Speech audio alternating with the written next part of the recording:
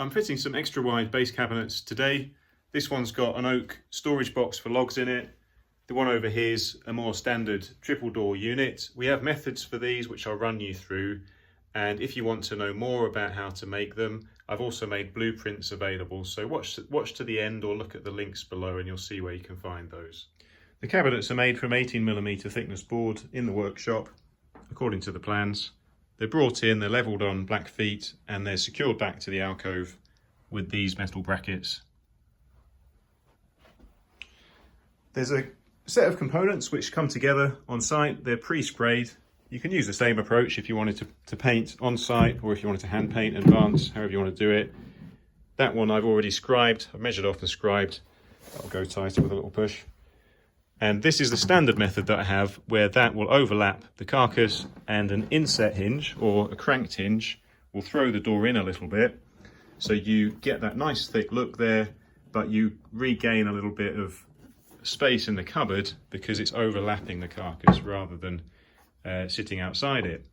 Now we do vary that when we have an arrangement like this, and this is really the only thing that's not covered in the blueprints that I'm making available. So have a look at this and you can figure it out really. You've got an oak box where the same thickness cover panel just sits outside it with an additional 18mm packer. So it's all 18mm material, apart from this, which is 23mm oak, but you could do it in whatever. Now the only place where we don't use an inset hinge, we use a standard straight arm overlay hinge, is here, because the door does want to overlap the carcass edge and come up tight to that. So the oak box there comes flush, or actually slightly proud of flush because I think it looks better with the doors and the framing. We then have these strips, so you've got what we call the plinth, which is fixed flush there. The lip of the cover panel comes forward of that, and so what you see here now is an additional strip which has been fixed in front of the one you just saw on the right hand units. That comes flush to the doors.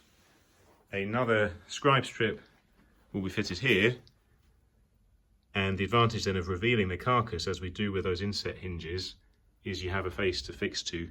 So the scribe goes on there, and then we'll have some skirting board which is pre-mitered, and we'll cut the ends, cut the base to the carpet, and that'll fit on there. And then it's just the countertops to put on these, because these ones don't happen to have upper bookcases.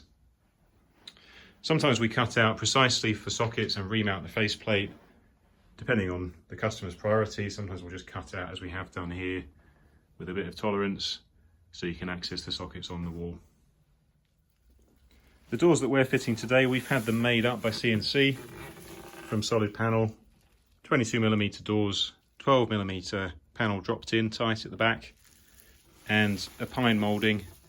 It's called TM775 from Cheshire Mouldings. It's an OG moulding that we often fit like an upgrade to a shaker door. If you want to know more about how to fit and manufacture units like this, then do follow me here on YouTube and on Instagram. And if you want to go deeper, then head over to buymeacoffee.com/Freebird, which is the crowdfunding site that I set up when people started asking me where they could donate for the information that I'm giving away.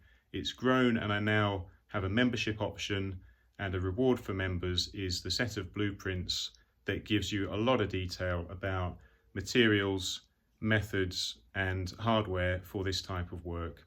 And I'm adding to that all the time on the Buy Me a Coffee platform. So head over to that, have a look, see if there's anything helpful there, and connect into this community on Instagram, YouTube, and now Buy Me a Coffee, where other people that do this kind of work are also sharing their techniques, their pain points, and encouraging each other.